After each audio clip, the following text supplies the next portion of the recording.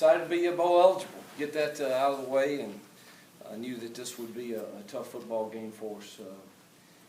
Coming off an off week, I think it's good that you get some folks healed up, but it seems that we may have to change some things around because it seems we play a little sluggish.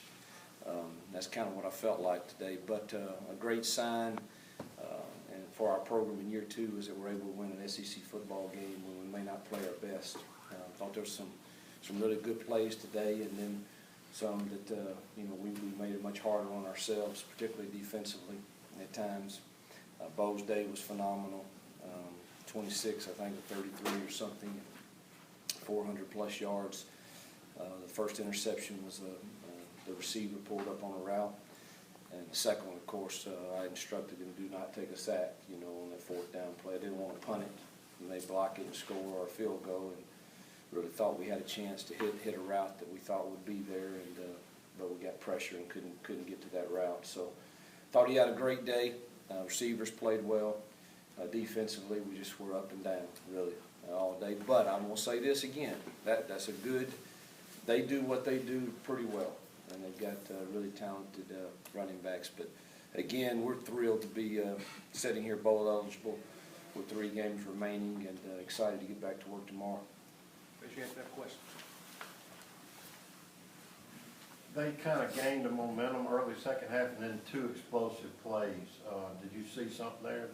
Yeah, I actually put it in after the first series of the second half. Told the guys to get over there and draw one up in the dirt kind of, and that's the Jamea's touchdown. But the way they were trying to play our bubble screens with our inside runs with the safety, that they would have a hard time them triggering and still playing a shoot route there.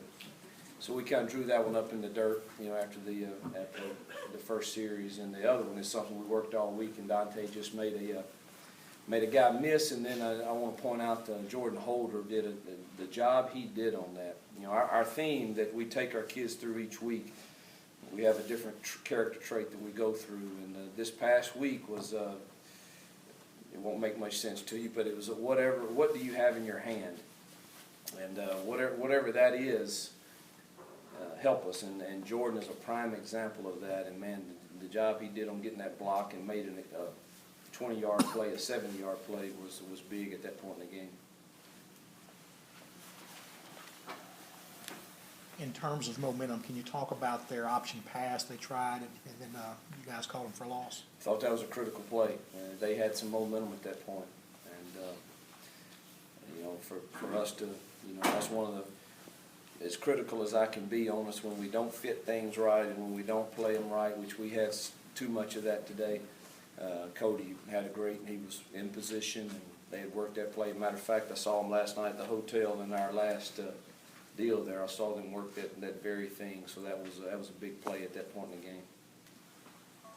Hugh, being bowl eligible in each of your first 2 years, did you expect that when you took the job, and just what does that say about where your program is right now?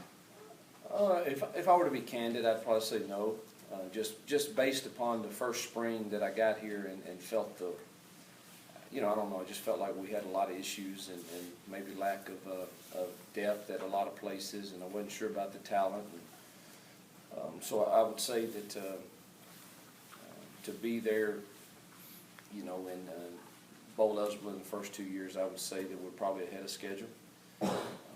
Now, I did expect to be bowl eligible this year after last year, but again, if you were to look at my plan, probably when I first came in, it was probably to get to a bowl in year 3, if I were to be truthful with you. So, Coach, to kind of piggyback off Kyle's question, what does it say?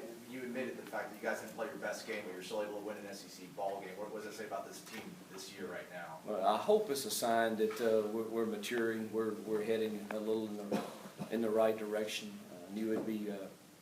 We're still young at a lot of places, and it shows maybe in the maturity. And we played 8 straight night games, and I don't know why, but I was so uptight about this 6 a.m. wake up and get on a bus from Tupelo and get here and play an early game. I loved it because we'll be able to go see our families and stuff this afternoon.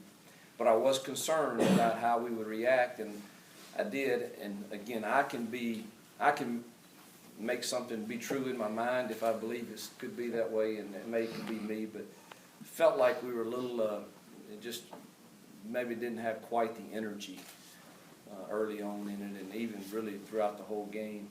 But that could be me. But to say all that and still win the game, I do think it means we're headed in the right direction. You just talk about the contributions that you've got from your Memphis kids. Memphis kids are playing well. I thought that Dotson had some good runs today. Of course, Jalen's been very, very solid in Jeff's absence. You know, so we're thrilled with those kids and what they're doing and the future with those guys. And Barry Bernetti had a great game today. Now, I don't know what his past stats were, but he was efficient with his throwing. We took a shot play with him. He did exactly what he needed to do and delivered the ball out of bounds. And I thought he made some good runs too. So real proud of those Memphis kids. I missed the play where Robert got ejected. What happened there, and what's the ruling moving forward? I don't know. I've got to go find out. I mean, Mr. Ritter just told me that he hit him after the play was over, and it was vicious enough he thought he needed to be ejected. Said it was not a fight, so I would think he's just. I don't think there's any penalty moving forward as far as. I'll have to double check, but I don't think so. We'll look at it on tape, and there'll probably be something within here that will get corrected, hopefully. But those are the type of penalties. I don't mind mistakes, and our motto is you don't blink and you move forward and you play the next play, but you don't do a selfish act that hurts our football team. And, we'll love on him, but make sure he understands that.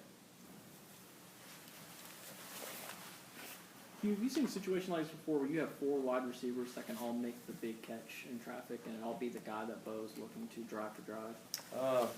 Not at this level. You know, I was trying to think back at the teams that I've had at other schools, and it certainly wasn't to this level. And I don't know. I would venture to guess. I've followed Ole Miss football for a long time. I would think that our group is arguably could be put up there with the top receiving corps throughout history. I don't know. That'd be something to study, but I would think that they're up there.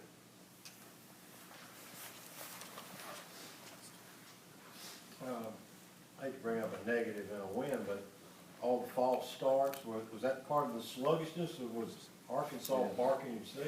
Well, I thought we had 3. Is that right? Or may have been more, but I think it was 3. We had 3 false starts. 2 of them was absolute, just shouldn't happen. One of them, I thought the defense made Pierce jump. But that's the 3 I remember. Any other questions? All right, thanks, guys.